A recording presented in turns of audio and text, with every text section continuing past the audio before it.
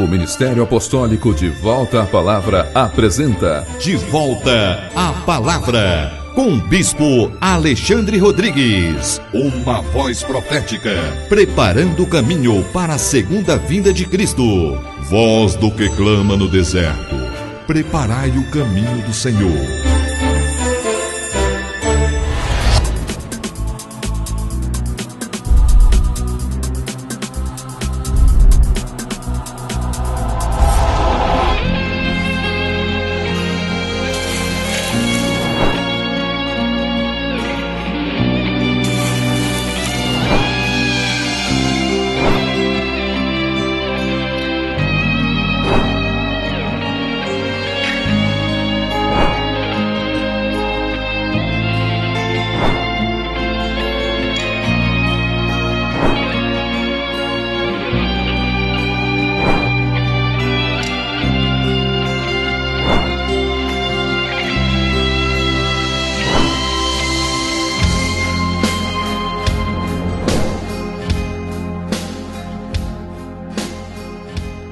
Bom dia! Toda honra e toda glória sejam dadas ao nosso Senhor e Salvador Jesus Cristo, ao Senhor da Igreja e a todos vocês que estão em casa, graça e paz vos sejam multiplicadas. Este é o programa De Volta à Palavra, um programa do Ministério Apostólico De Volta à Palavra, um programa que é feito para a edificação do corpo de Cristo, um ministério que está comprometido com a edificação da igreja, com os ensinamentos de Jesus Cristo, segundo o Novo Testamento. É por isso que a cada sábado, às 9 horas da manhã, nós convidamos a todos vocês a pegarem suas Bíblias e a nos acompanharem em ministrações da Palavra de Deus, mensagens de edificação, mensagens que nos lava, que nos salva, que nos restaura, que nos edifica e que nos prepara então para o grande encontro com Jesus Cristo no dia da sua segunda vinda. Nós também queremos aqui estender o nosso convite para que a nossa comunhão seja estreitada. Vocês poderão nos visitar, nos conhecer melhor em uma de nossas extensões ministeriais. Em Goiânia, o nosso endereço é Avenida Rio Negro, quadra 189, lote 18, Parque Amazônia. Ali em Goiânia, todos os domingos, às 19 horas, o Bispo Giovanni está ministrando a Palavra de Deus, tendo comunhão na Palavra de Deus e, portanto, vocês, irmãos de Goiânia, têm aí a oportunidade de conhecer melhor o Ministério Apostólico De Volta à Palavra, de ter comunhão conosco. Aqui em Brasília também temos a nossa extensão ministerial em Planaltina. Anote o nosso endereço: quadra 5, Conjunto G, lote 40, Vila Buritis, em Planaltina. Vocês, irmãos de Sobradinho, do Colorado, das imediações, mesmo de Planaltina, estejam conosco. Inclusive, nessa próxima terça-feira, eu estarei na igreja de Planaltina, às 20 horas, tendo comunhão na Palavra de Deus. Vá até lá, tenha comunhão conosco, nos conheça, se permita, para que podemos ali ter uma comunhão na Palavra e, quem sabe, possamos estreitar ainda mais a nossa comunhão na Palavra de Deus, conforme o Senhor tem nos dado da sua graça. E aqui em Taguatinga, o nosso endereço, agora é um novo endereço, é um novo local de reuniões em Taguatinga, um local maior, mais arejado, um local mais refrigerado e, portanto, você e sua família são os nossos convidados especiais. Anote o endereço da nossa sede aqui em Taguatinga, na QI 4, lote 23, setor de indústria de Taguatinga. O acesso é pela Avenida Sandu, tendo como ponto de referência o Colégio Ideal. Todos os domingos, às 18 horas, estamos ali reunidos em nome de Jesus Cristo, cantando e exaltando ao Senhor com canções que declaram o seu nome, que declaram a sua palavra, que declaram a sua obra. Inclusive, amanhã, às 18 horas, aqui em Taguatinga, em nossa sede, nós queremos ter uma rica comunhão na Palavra de Deus. Nós vamos ministrar uma palavra de extrema importância. É por isso que eu quero deixar aqui o nosso convite, te convidar para que você e a sua família estejam conosco amanhã, às 18 horas. Eu tenho plena convicção que todos que ali estiverem serão grandemente abençoados com a presença de Deus e com a ministração de sua palavra. Amanhã, às 18 horas, aqui em Taguatinga, QI 4, lote 23, setor de indústria de Taguatinga. Eu espero todos vocês amanhã, em o nome de Jesus Cristo. Vamos abrir então as nossas Bíblias no livro do Apocalipse, capítulo 3. Estamos hoje ministrando a última mensagem, a mensagem de finalização dessa série de mensagens a respeito das 7 igrejas aqui de Apocalipse, capítulos 2 e 3. Hoje queremos ler o capítulo 3, versículos 19, 20, 21 e 22, que nos dizem assim. Acompanhe na sua Bíblia. Eu repreendo e disciplino a quantos amo. Sê, pois, zeloso e arrepende-te. Eis que eu estou à porta e bato. Se alguém ouvir a minha voz e abrir a porta, entrarei em sua casa e cearei com ele e ele comigo. Ao vencedor, dar-lhe-ei a sentar-se comigo no meu trono, assim como também eu venci e me assentei com meu Pai no seu trono.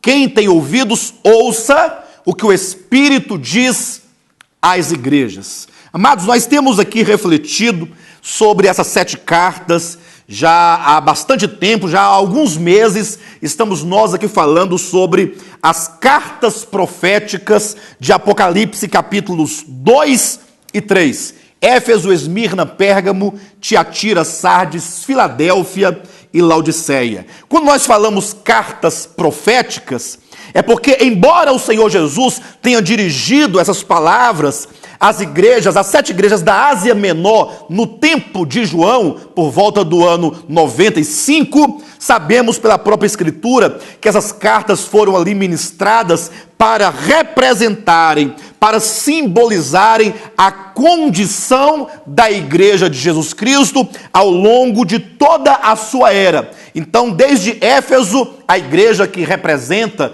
que aponta para a igreja do final do primeiro século, passando por cada etapa, cada século, ali depois de Esmirna, Pérgamo, Tiatira, Sardes, Filadélfia e agora Laodiceia, sendo Laodiceia a última das cartas e, portanto, é um reflexo, é um retrato, é uma profecia da igreja de Jesus Cristo dos dias atuais, desses últimos dias antes da segunda vinda de Cristo.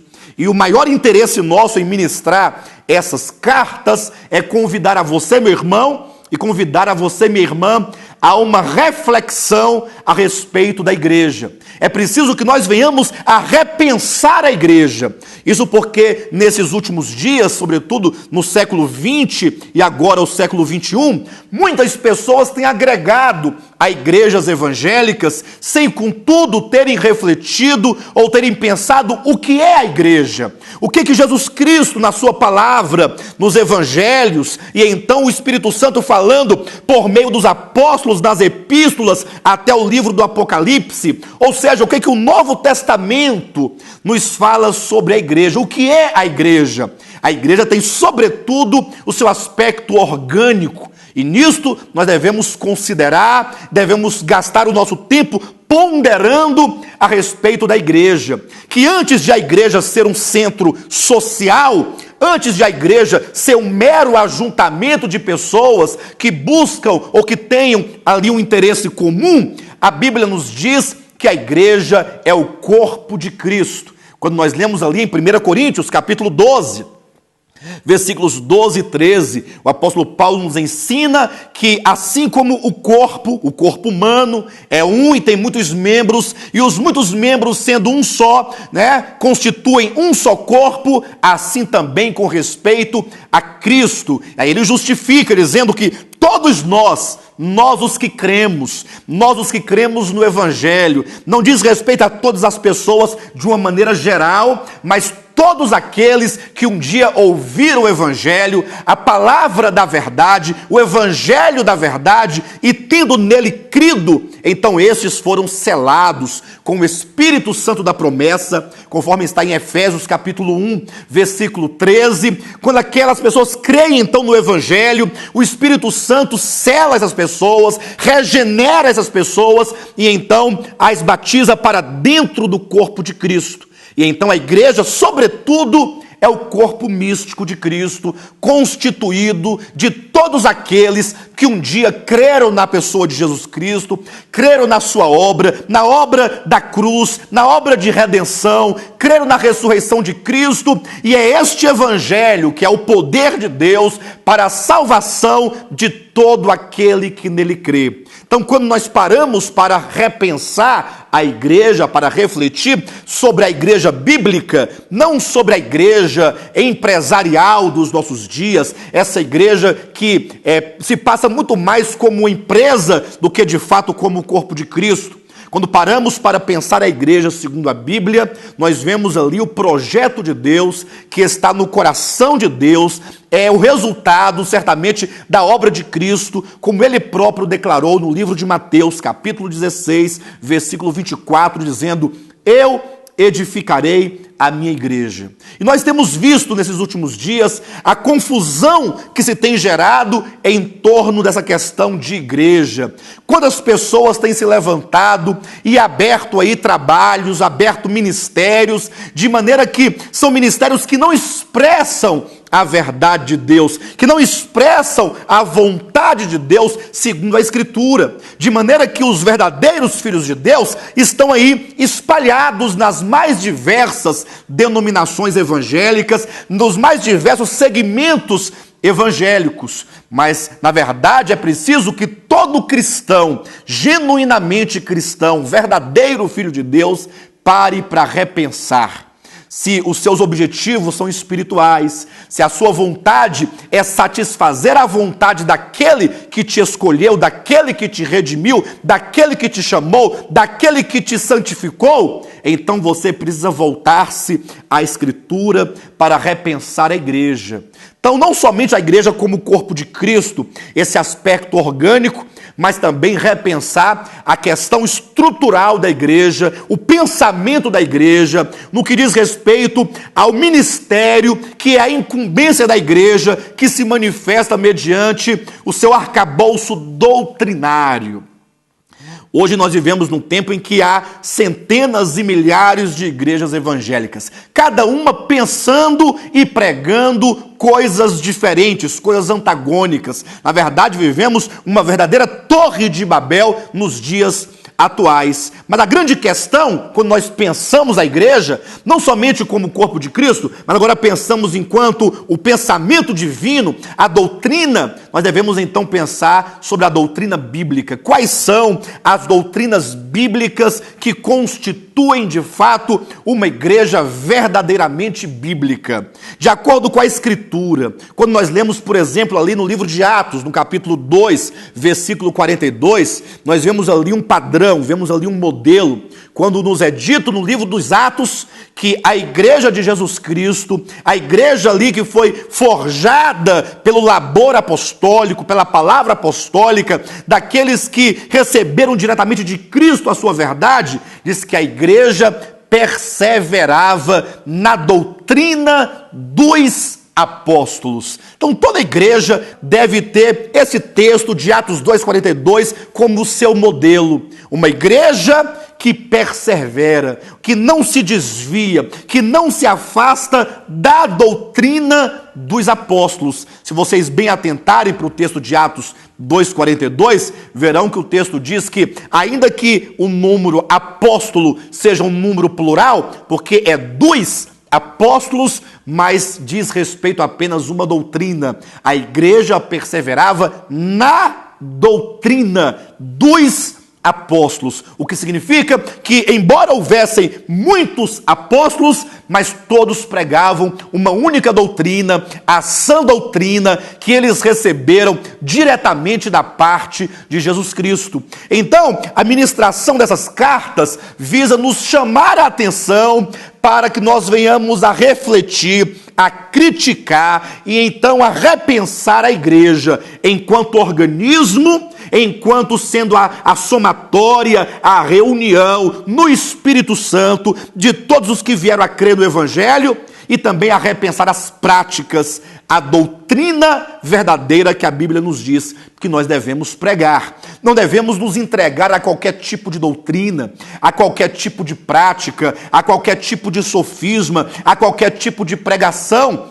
Haja vista que a própria palavra de Deus, em muitos lugares, tanto Jesus Cristo nos evangelhos, quanto os apóstolos nas epístolas, nos advertiram rigorosamente contra os falsos mestres, contra os falsos apóstolos, contra as falsas doutrinas que sorrateiramente já entravam naquele tempo nas igrejas de Jesus Cristo.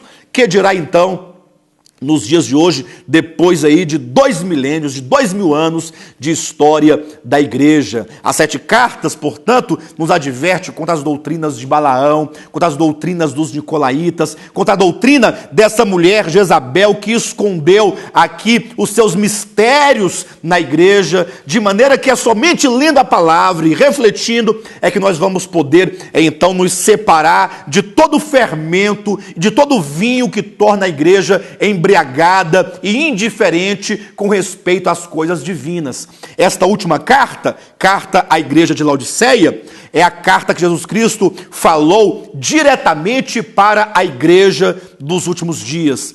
Carta à igreja de Laodiceia ganha uma importância tremenda para nós, a igreja do século 21, porque é uma carta profética que fala a respeito da igreja dos dias atuais.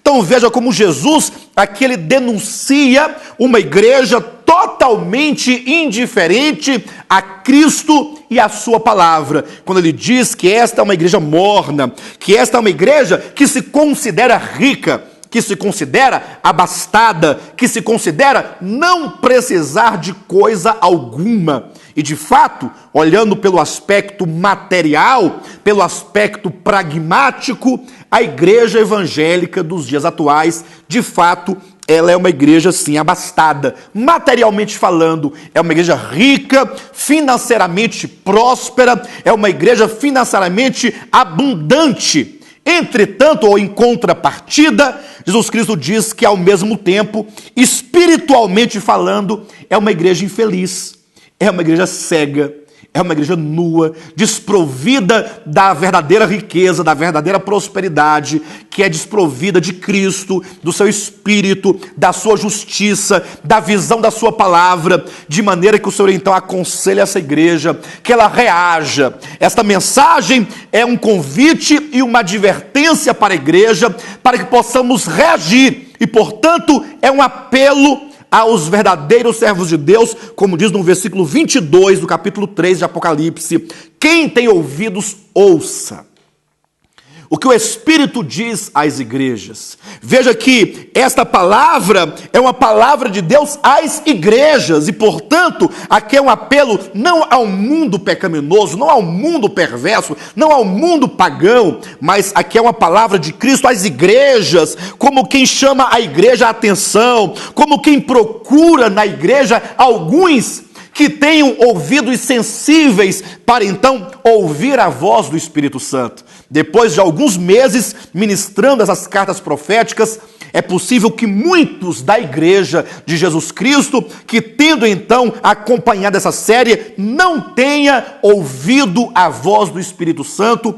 por terem seus ouvidos tapados, por serem surdos espiritualmente, por estarem ensurdecidos pelas vozes dos falsos profetas que falam aos seus ouvidos palavras que eles querem ouvir. Sabemos que nos dias de hoje, muitos da cristandade, se não a sua maioria, procura ouvir palavras agradáveis, como aquelas palavras que prometem bênçãos, as palavras que afirmam que Deus há de prosperá-las, independentemente de qualquer coisa, desde que eles se mantenham fiéis nos seus dízimos, nos seus votos, nos seus compromissos financeiros para com a instituição religiosa. Mas é certo que há também aqueles que, ao ouvirem a palavra, porque amam o Senhor, porque amam a sua palavra, têm se permitido ser curado e então têm ouvido a voz do Espírito Santo.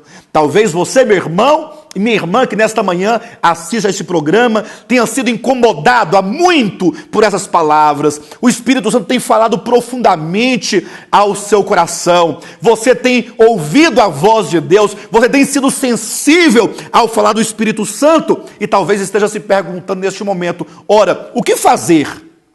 diante dessas palavras? O que fazer diante dessas revelações profundas que o Senhor tem ministrado ao nosso coração? Veja que o Senhor nos dá o caminho. No versículo 19 ele diz: eu repreendo e disciplino a quantos amo. Então a primeira coisa a se fazer é receber o falar de Deus no coração, é receber esse falar severo, esse falar forte do Senhor, mas recebê-lo não como afronta, não como desafio, não como algo que procura te contrariar, te irritar, mas você receber a palavra como sendo uma expressão do amor do Senhor, porque Ele repreende e disciplina a quantos ama. Se você se sente amado pelo Senhor, então você pode acolher essa palavra no coração, dizendo: sim, Senhor, é verdade que muitas vezes eu tenho me permitido ser levado por este evangelho falso, pragmático,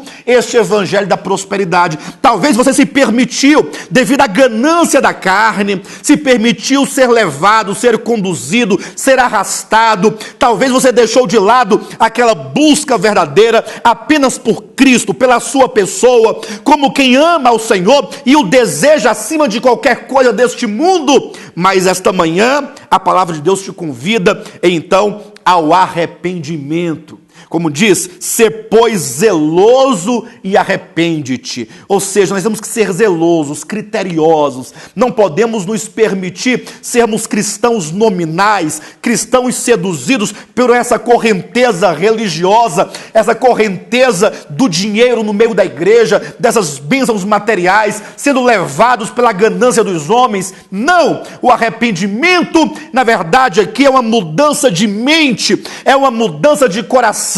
Jesus diz que a igreja do século 21 precisa de passar por um profundo arrependimento, por uma profunda mudança de coração. Por isso eu quero me utilizar deste programa, deste meio de comunicação, para falar a você, meu irmão, você que é líder na casa de Deus, você que é pastor, que tem recebido de Deus a incumbência de pastorear, de conduzir, de ensinar, de pregar, de arrebanhar, de cuidar do rebanho de Deus, em nome de Jesus. Vamos convidar a toda a igreja, vamos nos reunir, vamos convidar o povo, convocar a uma reunião, a uma assembleia solene de arrependimento, de uma mudança profunda. É uma mudança de foco, é tirar o coração deste mundo, é tirar o coração das coisas materiais, deste reino passageiro, deste reino temporal, como diz o livro de Hebreus, deste reino abalável, porque todas as coisas criadas são abaláveis e Deus fará abalar de uma vez por todas este reino dos homens, este reino material, para que então ele venha implantar o seu reino eterno, o seu reino inabalável. E então nós devemos sofrer essa mudança. Arrependimento é uma mudança radical, a começar pelo pensamento, pela maneira de pensar, sendo nós então transformados por uma renovação de mente, como quem procura agora mudar os interesses, mudar o foco, tirando do nosso coração e tirando do seio da igreja tudo aquilo que é excessivo, tudo aquilo que não é Cristo. É por isso que no versículo 20, Jesus disse: eis que eu estou à porta e bato. Se alguém ouvir a minha voz e abrir a porta, entrarei em sua casa e cearei com ele e ele comigo. É estranho como muitos cristãos, ao usarem esse texto de Apocalipse 3:20, costumam usá-lo para pregar aos incrédulos, como quem dissesse a eles: se vocês incrédulos que ainda não creram no evangelho abrirem a porta do coração, o Senhor vai entrar em vossa casa e então vai salvar a sua alma. Mas eu quero te chamar a atenção que esse texto, embora aplicável aos incrédulos, mas não é uma palavra do Senhor aos incrédulos. Aqui é uma palavra de Jesus, é uma palavra do Espírito Santo às igrejas, porque as igrejas fecharam as portas para Cristo. Cristo tem se tornado apenas um elemento no meio de tantas coisas no seio da cristandade. Cristo, na verdade, tem sido usado como um garçom que ao receber 10% da parte dos fiéis, estar ali apenas para servi-los de acordo com as suas ganâncias, de acordo com seus pedidos, de acordo com as suas solicitações. Mas veja que o apelo ao arrependimento, a essa mudança de mente e de coração, também é um apelo a mudanças radicais no seio da igreja, como quem dissesse: abram a porta dos vossos corações e permitam que Cristo entre nas vossas vidas, que Cristo entre no seio da igreja, retome o seu lugar. Cristo tem que voltar a ter a centralidade na igreja, porque Cristo é tudo, Ele é o centro, Ele é a universalidade, Ele é o conteúdo, Ele é a razão, Ele é a salvação. Não há salvação em nenhum outro nome. A Ele deve ser toda a nossa adoração, toda a nossa devoção, a nossa oração, o nosso servir. E, portanto, o apelo é para que a igreja abra as portas e coloque Cristo como centro, e que todos voltem a sua atenção, o seu coração, àquele que é tudo para nós, aquele que é o cabeça da igreja, que é o salvador da igreja, aquele que é o Senhor, aquele que é tudo em todos. Esta é uma carta que então nos convida ao abandono imediato e radical do evangelho da prosperidade e de tudo o que não é Cristo, para que tenhamos apenas Cristo e a sua palavra como a nossa vida, o nosso viver, como aquilo em quem crer e o que praticar. Na verdade, é um convite para uma reação imediata da igreja de Jesus Cristo. Como é dito, quem tem ouvidos, ouça o que o Espírito diz às igrejas. E então o Senhor intervém aqui no versículo 21 com uma promessa: ao vencedor dar-lhe-ei sentar-se comigo no meu trono, assim como também eu venci e me sentei com meu Pai no seu trono. Certamente, esta promessa não é uma promessa de salvação, porque a salvação é pela graça, mediante a fé, e isto não vem de vós, é um dom de Deus, conforme está em Efésios 2:8, também em Romanos 6:23, a vida eterna é um dom gratuito de Deus, nada o homem pode fazer para adquiri-la. Entretanto, sabemos que a Bíblia nos fala sobre os galardões, a recompensa durante o reino milenar. E então o reinar com Cristo, assentar-se com Ele no seu trono, conforme é confirmado no capítulo 2 de Apocalipse, versículos 26 e 27, está com Cristo no seu reino, no reino milenar, e reinar com Cristo sobre as nações, ali é uma promessa para aquele que vencer. O vencedor, aqui no livro do Apocalipse, não é aquele que é bem-sucedido na sua vida material. O vencedor é certamente aquele que, ao ouvir a voz do Espírito Santo, ao ter os seus olhos abertos para ver, para contemplar, para identificar todos os erros, todos os equívocos, todos os desvios da igreja, então ele reage positivamente à palavra, em arrependimento, em mudança de mente, em mudança de vontades, em mudança de coração, para que então possa servir de fato e de verdade ao Deus vivo, segundo a sua palavra. É certo que nestes últimos dias,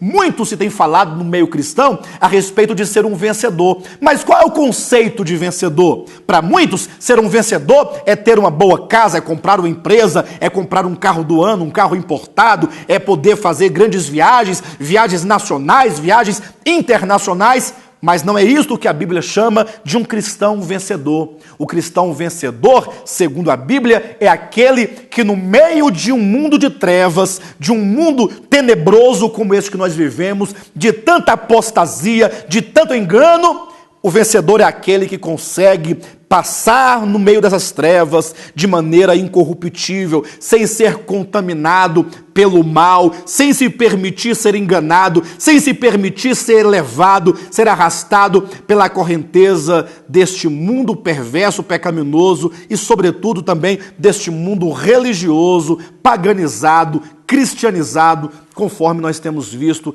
nestes últimos dias. Você tem o coração, meu irmão, de um vencedor?